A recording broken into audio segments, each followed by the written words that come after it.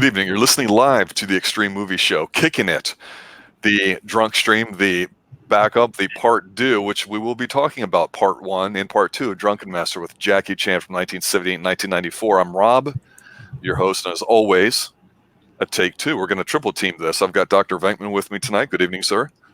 Good evening.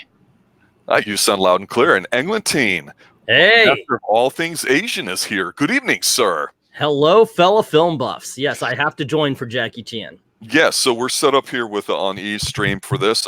We had some OBS technical issues working through those. I understand some people have had that recently, so thank you guys for coming back here as you fill in the channel. Drunken Master 1. Before we even talk about that film and go in order, I wanted to sit there and say, for Kicking It, when the doctor and I were talking about doing martial arts films and we thought about what plan of attack we were going to do, we held off on Jackie Chan because we were kind of mirroring the 1980s that we do on the Kicking It on the other ones we have with Seagal and Van Damme and Chuck Norris. So I have to ask, Doctor, you were so excited about this, and this was almost the seed of why we do action movies on here, is because your love for Jackie Chan. At least that's what it felt like to me. What is it about Drunken Master that made you want to talk about it? Oh, Drunken Master, you actually get to see the younger version of Jackie Chan, because a lot of people, unless you actually went back and actually watch older movies, you grew up in the 90s. You saw all you saw was the 90s version of Jackie Chan, where he's clearly like almost older than he was. Well, I think he's about in his 40s when he did those. Yes. So getting to see this and get to see him actually doing acting, if you ignore the bad English, or the translations, but he did more stunts and more martial arts. It was more realistic than he did with the other ones. The other ones are just him running away, where this is him actually like trying to fight.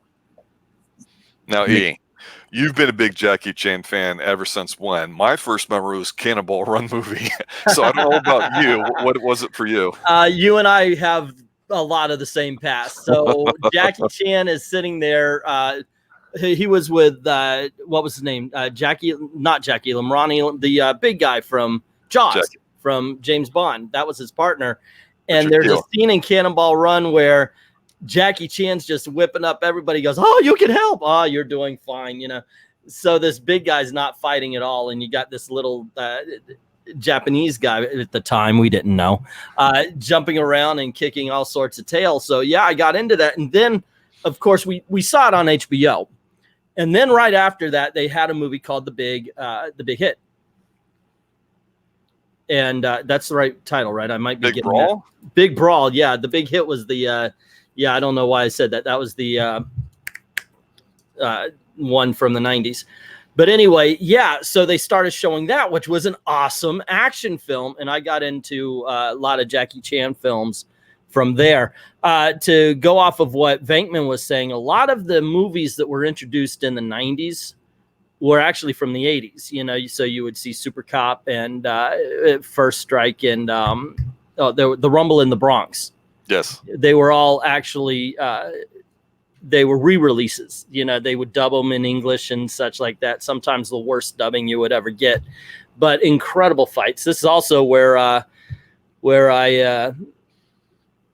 met my wife in another universe. Michelle Yao was Super Cop. But yeah, I became a huge Jackie Chan fan. Really, for as much as I liked him in the 80s, I just became a connoisseur in the 90s when we started seeing his resurgence. That's pretty cool because I like martial arts with Chuck Norris and saw a lot of those films, whereas you kind of went more the Asian route and I went more the American when it came to the martial arts. And that's a huge significant difference because for me, Saturday afternoon was watching Kung Fu theater as well as creature feature and then wrestling. And that was the big, holy trinity of things to do on a Saturday after cartoons and going outside and playing. And for me, I remember growing up seeing like the Golden Harvest films, the Shaw Brothers, that they would show, and they always showed two of them. And it would be with that horrible aspect ratio that we call Longo vision, where it looks like they're like 8 feet tall and 2 inches wide fighting each other. But it was always entertaining because there's always 50 million knockoffs. If one movie did good, so did a bunch of others. If Robzilla, Lord of the East, was out there as a martial arts film, there'd be 20 of them afterwards if it made any money. Jan, to your point, you didn't know this, and he really kind of hit mainstream, I think, in the generation that we knew back with Rumble in the Bronx in the early 90s. But I do remember, God, he was this guy back in Cannonball Run. And so when we go back, this movie, Drunken Master, the first one, 1978. So for me, I mean, Doctor, this is your film, so why don't you just go ahead and Jackie Chan yourself here about it while we listen to you. Dude, so basically this movie, you get to see him he's the son of a basically a well-respected kung fu master in this town. And, well, you know, he's supposed to be acting prim proper, so when his dad's not looking, he's basically a woman, he's chasing women, he's fooling around, you know, stealing stuff from people, you know, and just making fools of people, getting into fights. He's a hooligan. Yeah. Street thug. A wannabe. Yeah. Poser. Because he's better than most of the people in there until he gets, you know, he comes across all of a sudden, he's like, his buddy's like, hey, look at that girl over there. Like, it's like, I bet you couldn't get her to give you a kiss, you know. So basically, like, you know, this goes over there and he throws a little con man hustle and stuff, you know, where he pretends his eyes hurt. So then she went to go, you know, look at his eye, and he turns and she kisses his cheek, you know. And the guy's like, oh, cool, because basically they bet him a whole chicken dinner. He's like, I want a whole chicken dinner, you know, instead of money, because they're all poor. Mm-hmm. So then, you know, all of a sudden the girl sees an eel that he threw on the ground, you know, because he planted something. She jumps in his arms, you know, and then she's showing off. And so then all of a sudden, her mom comes up and he's like, hey, she sees him, like he's basically conning her, and like, you know, his girlfriend, get away from my daughter. And he's like, what up, old lady? He's like, you know, what? I don't want your lady or daughter. She's ugly, you know. So then he gets in a fight with this old lady, and she basically just floors him. It's hilarious. She just kicks the crap out of me. He's like, oh, I'm on an off day. That's why it's such a bad day, you know. It's like, don't worry, you know. So then, yeah. So then after that, like, he goes around and he sees this old man is getting beat up by this, you know, this another rich guy. He's got a little buddy carrying his canary for whatever reason. I don't know why he's carrying a canary in a cage. If he just bought it, or he just likes carrying it around. Doesn't matter. Yeah. It's like, so maybe anyway, they're going to a coal mine. I don't know. So this old man is really old man, starving, like, you know, he's in the sun. They look really like they're just like, you know, they got this whole family heirloom, this little jade crystal. And the guy's like, oh, how much you like? Oh, what do you want this? $10. He's like, here you go. And he gives again, like, it's like 10 cents. He's like, come back. And, like, you know, basically attacks the old man. He drops the jade crystal on the ground. So Jackie Chan sees this, comes over, and basically, like, defends the guy's honor. And then beats the crap out of this guy. You know, because the guy thought he was all tough, you know, like a martial arts. And so then his dad finds out he did this and all. And then it comes out that this woman, now, turns out it actually was his dad's sister. Now is his cousin. So because he's such a hooligan and getting all the fights, he basically ends up being sent to live with his grandfather. And he's like, he didn't know, he's never met his grandfather. He's only heard tales about this guy and how this guy is like an uber master, like a really scary master, scary guy. So people like die, or all these different rumors. So he comes across this old man at this place where he's basically trying to swindle another guy out of food, you know, or money. He goes in a restaurant, eats all that stuff, and he's like, here, have some more wine.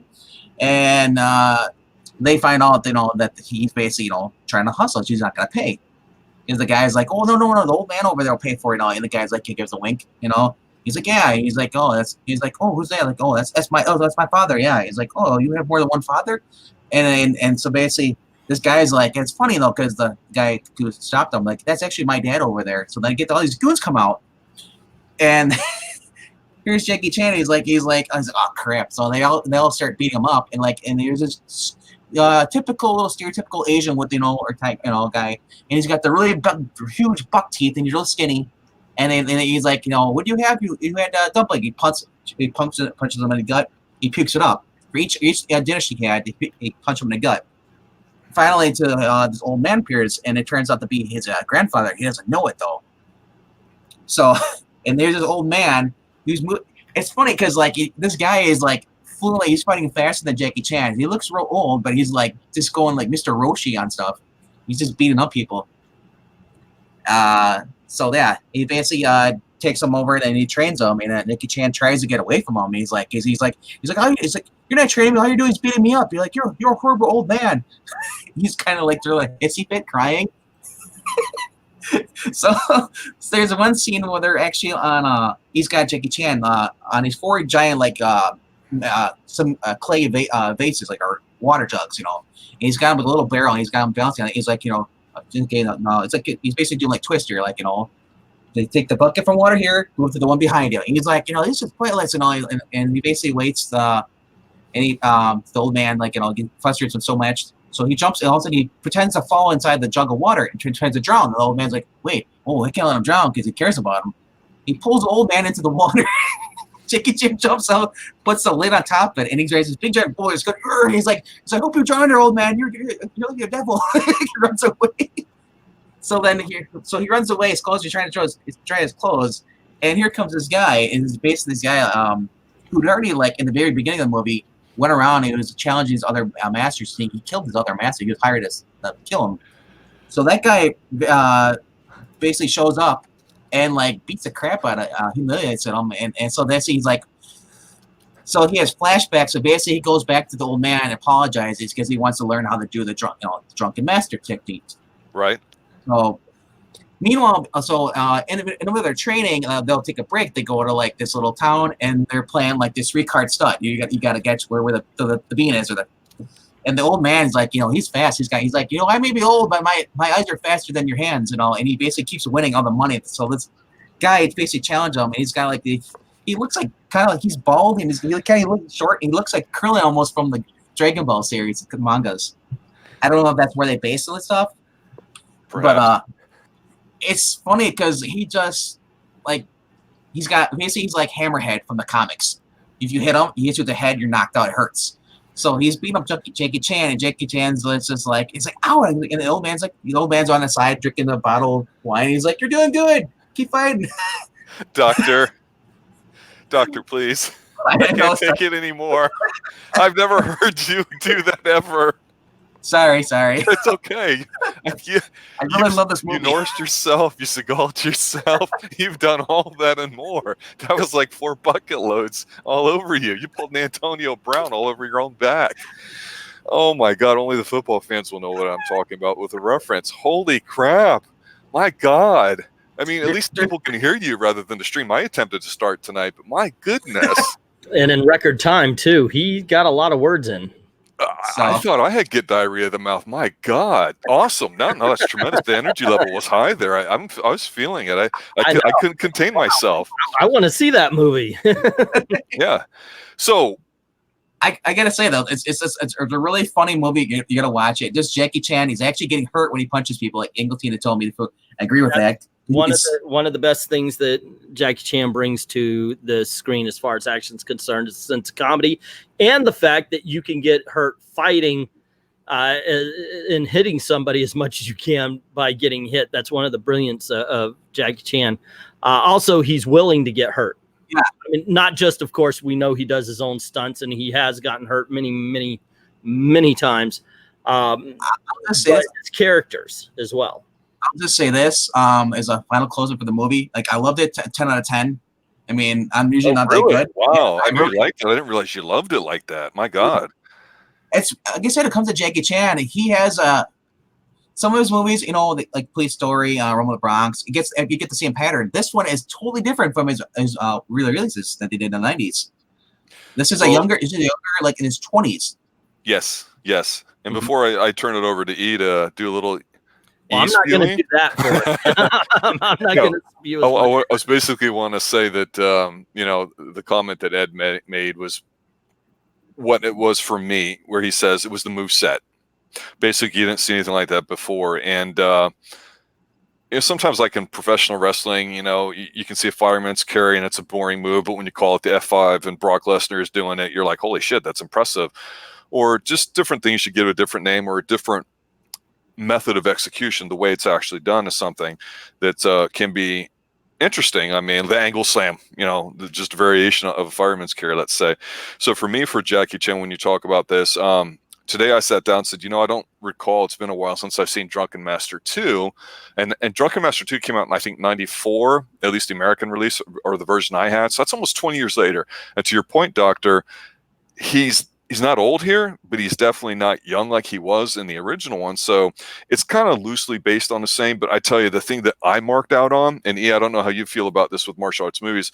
I'm not the biggest fan of comedy when it comes to those kinds of things. I know that appeals to you a bit more, but I'm totally popping and spewing on myself when he's sitting there and each of the fights gets a little bit longer, gets a little bit bigger, but what they introduced in each of the fights as it got bigger was the moveset. Like you'd say, oh, this is, fish rolling around the barrel, this is jealous wife kissing her, or whatever nonsense. And I'm like, I really liked the complete difference that you would see in each of these styles. But then, of course, we went full on Drunken, and in the, like say in the fish fight early on, just the demonstration, like, okay, I can see what's going on. And before I give my final thoughts on that, take it away, bro.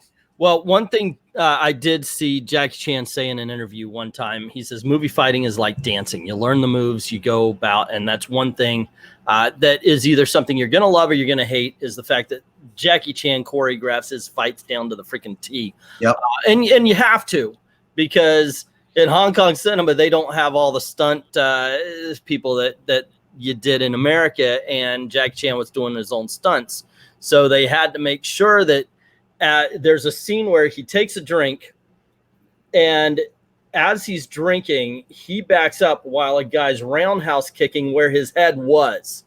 So if that timing is off, boom, he's getting kicked in the head, which I'm sure at least once or twice, and that's one of the great things about, in my opinion, Jackie Chan's style of fighting. My movie here is the Legend of the Drunken Master. It's the second one. And you're right, it's a reboot. And this one, of course, they are martial artists, but his father's a pacifist, doesn't like all the fighting, definitely doesn't approve of the drinking. So you got that conflict going on in the family, but he has to fight because of certain artifacts they had purchased. They're trying to get stolen. Some people want to export them. Some people want to keep them in the community.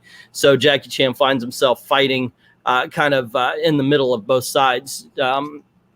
And you're right about some of the things you were saying about how the fights on this one as well, it escalates. They do a demonstration. He gets into a fight in the market. You got that huge brawl in the restaurant, which is one of my that was tremendous. And from that point on, to interrupt, it gets dark after that. Yeah, I laugh my ass off every time I see him.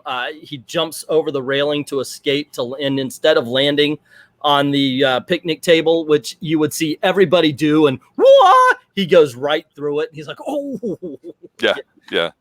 But then he picks it up and he uses it as a weapon, and that's one of the great things about the choreography in Jackie Chan movies. However, and this is one thing I loved about this, the movie fights escalate and escalate and escalate until it gets personal again, and it's just Jackie Chan versus the one villain. And you think, okay, wait a second, I've seen so many great fights in this film. How are you going to top this with just one-on-one? And they managed to do it by fighting in a factory where there's hot coals and there's lava and there's hot water and oil and such, and gas. At one point he drinks it to become drunk and everything. It's just so fan-freaking-tastic. The wavy leg thing, the fact that he literally, now of course it had to be a pull, they had to have a wire and pull him into the wall, but there's one scene where Jackie Chan wheelbarrows the guy and kicks him and he goes flying into a wall. I'm like, holy Toledo, this movie, the fight scenes are incredible. Yes, there's a story. Who cares? But it really comes right down to that. And this is some of the best choreography. A simple thing, and you probably have seen it 1,000 times, is when when he gets attacked in the market, and his stepmother is kind of encouraging him, and he's throwing the bottles. It's the one where, he throws the bottle and he drinks it and says, what was that? Because it's burning him. And she's like, in the American version, what does it mean when I have a skull on it? Good stuff. In the XO. It's XO. And there's one scene where he grabs it and he bends all the way down, kind of like Joel Grey as Chun. Yes. And, Remo Williams, where he just kind of bends down, where you see him. He's like standing on his feet, but he's still flat out. Joel Grey and Remo Williams, The Adventure Begins, he was a dancer. Jackie Chan was a dancer. So they're awesome the way they control their bodies, but that's the one where the guy comes in to kick him at the same time Jackie Chan jumps up. He sees the other guy getting up, so he flips, not losing a drop and still drinking. It's just I love watching masters of their crafts doing masterful things. And that is what is happening. Ed Brewer, I've talked to the guys. I want to do Legend of the Drunken Master next week as our full movie commentary. I would love to do that. It's on Netflix, so it should be easy for everybody to get a copy. But because Ed Brewer saying now I want to see the movie. It's freaking the choreography is incredible. The story's okay. The fight scenes are incredible. Well, I mean, I've got some more notes on it, but Doctor, did you see this one recently? The second one, not the reboot, but the loose sequel. The loose sequel? No, I have never seen a sequel. I originally started off watching. You're talking about the same movie. Yeah. Yes, you are both talking about the same movie. Drunken Master 2 or whatever it's titled. It's the second one. It's like a loose reboot. It's kind of like a sequel. I mean, because again, there's just enough of the story where you don't really care about it, where it's just enough of an excuse for you to be able to go ahead and enjoy what's happening and the pauses in between. And then each time there's like a new fight or battle, there's a slightly different style or another character involved. You know, like to E's point, you see the stepmom get involved at one point. It's pretty neat. And the other thing about it too, from my understanding, is they spent a crap ton of, I guess, Hong Kong money on or whatever, the financing of it. It looks good. It's a big budget movie, but it's not the big budget American Hollywood type. It has that throwback 80s martial arts feel to it, like a Chuck Norris movie or something before things got, too big and, 80s-fied, as we like to say. It's so, to me, it is a must-see. I think it's one of his best films. It's probably my favorite of his. The fight scenes are great. The final battle, once it's done, the movie ends. I mean, and that's it, and that's perfect. No resolution, no everybody standing around going ha ha ha ha and laughing. None of this crap. It's just over. And the bad guy that he fights with this kick that he's talking about, with the boom, boom, boom, boom, boom, boom, boom, boom, like sounds like a helicopter. It's badass. And I'm going, this is the Jackie Chan I wish I would have saw in American cinema, because for me the debut of him was Rumble at Brock's, where like these people are fighting him and he jumps through the shopping cart and the lady says, was a great move. Are you okay? And he goes, no. That's kind of cute for a trailer, but to me it was severely toned down compared to what you see in the second movie by far. I mean, it's not even close, and I didn't think it was a great film. I thought it was okay. Rumble, but man, yeah, I just wasn't the biggest fan. And I loved Rush Hour, but like what you said, what he had then versus now, wow, what a difference. They got Americanized. I can't blame Jackie for doing that. For the American market, but yeah, he got huge. It's not. Hey, and look, it's not like he made bad movies except for Rush Hour 3. He made some good films after that. I'm not a big fan of Rush Hour 3. I think of the Rush Hour movies, 2 is my favorite. Yes. But I still like 1. But to that end, also I like Shanghai Nights more than I did Shanghai Noon. That was really when he showed off the dance version of the choreography and everything. It's he got a little bit more. I wouldn't say, I don't know if this, you say American, I'm going to say budgeted. He got a bigger budget is what happened. And plus since he has a bigger budget, he couldn't do the big stunts that he would do. He can't put his life at risk if they give him a movie at $50 million, because they've got to insure him the whole 9 yards. And that goes to show with the difference of the stunts, even between Rush Hour 1 and 2. Yes. He's got that one big drop down the satin thing in Rush Hour 1, but you don't have that kind of a dangerous stunt in the second one. And that to your point, I guess is true, but yeah, it's the Rumble in the Bronx was good. I like Super Cop better. First Strike was amazing, but if you want the #1 go-to Jackie Chan film for action, it's Legend of the Drunken Master. Yeah, and Doctor, it'll be interesting when you go to see this, if you choose to see it during the week or wait till later. But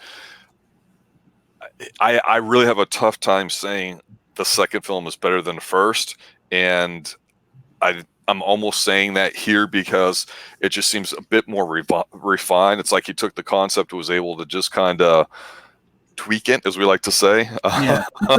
I mean, yeah, I mean, it's like sometimes something doesn't work for like an actor, and you're just like, yeah, it's okay. But then when somebody else does it, you're like, oh, that's gold, Jerry, as you would say. And But here's the thing: I'm not saying it's better, but I'm not saying the first one didn't work. I Right. think the first one was a great film. The second one is just better, than that great film.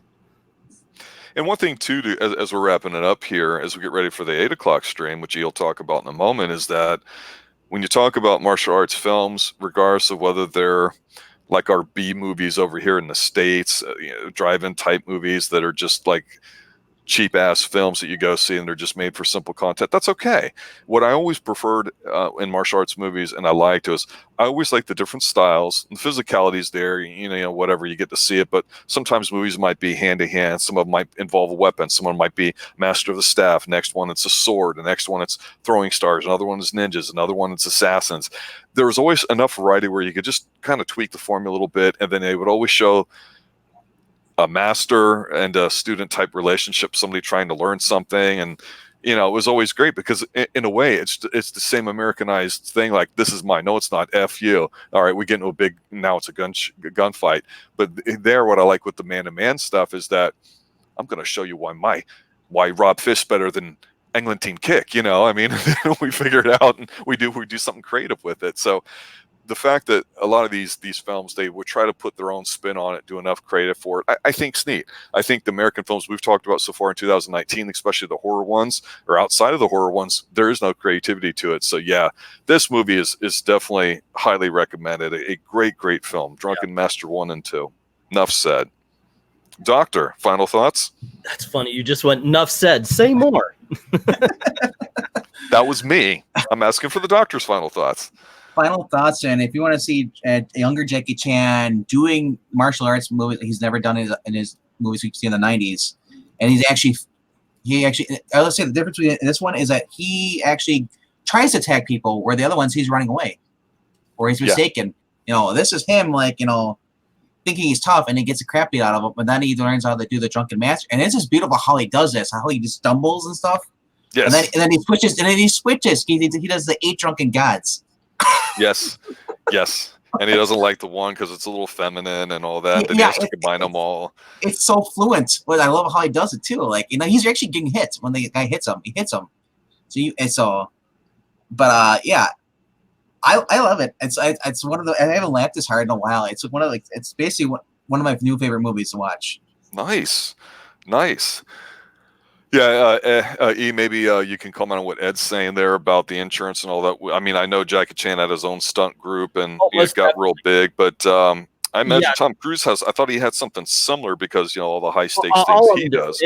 Any big budget movie has an insurance on the cast, even if it's not that kind of movie, because if somebody gets sick and they have to, or something happens along that lines, it's kind of an insurance that says this actor is going to finish the movie. With Tom Cruise, of course, attaching himself to the side of airplanes and dropping off of helicopters so he can land on a box below it. Obviously, he's got a huge insurance policy. He gets away with a lot of it because he also produces his own movies. Oh, that's right. That's what it is with the production thing. Yep. I've also was reading online too. A lot of people agree this was actually the Drunken Master was his breakout role, because everyone else was trying to be like Bruce Lee, and here he did his own thing. Yep. Yeah, he started off as Bruce Lee's action stunt double. Yep. Yes. And in one movie, I forget what it is, but in one movie, Bruce Lee actually kills Jackie Chan. Yeah, he introduced it to slapstick comedy. Mm-hmm. You didn't really see that much. Which me and Rob may not see eye to eye on, but damn, awesome. Well, I think for Jackie Chan, for if you want to call this an Asian film, some people may be offended by that. They do things differently. I thought in Drunken Master 2, not to get too totally into it, is just the one thing is that the whole making the father look like a complete jerk, with the mother faking being pregnant and losing the baby and all this stuff because the son did something, to me didn't work for comedy laughs. It was not comedy gold. And that was a different tone. They went a little too hard on it. Yeah. This one the first one had nothing to do with that. It was just basically he was a screw up. You're not going to convince us the first one's better, dude. I don't know. Actually, that might be a good old versus new thing. We have to watch and compare. Well, did he in the reboot? Did he start out as a drunken master, or did he get trained? I can't remember. He kind of knew it already, like from his father or his mom, I think, taught him that. And she was like, oh, well, I taught him that. And she makes him show off. And there's a big fight. So, yeah. So, Yeah. as we finish up here, E, you want to tell everybody what's coming up here in a little bit? We are going to do the final Rambo movie, getting all prepared for the new film that comes out next week. From 2008. Rambo. You might not First Blood, not not Rambo Part 2, 3, Un, deux, trois, any of that. None of it. It is Rambo, yes. And looking forward to it. It's the most violent in the series up to this point. And I don't know if next week can top it, but I think it would be interesting to see it try. Yeah, I'm excited to see that. Yeah, so guys, I'd like to thank everybody for showing up. For those that are listening to, check out the other shows that we have. Kicking It, to Extreme Horror Show, Yet to Be Named Sci-Fi Show, Top 10 Tuesday, and of course the flagship is Sunday night, where we're doing some full movie commentaries. So up next, we'll be sending a link. We'll be getting everybody set up for it. So get your Rambo 2008 copy on your Super Ultra HD TV set ready for it. And as always, I'd like to thank Doctor for co-hosting with me tonight, and Eve for dropping in, giving us his authentic Asian taste, and basically like to say to everybody, stay extreme. Cheers, guys. Stay extreme. Extreme. Good night, everybody.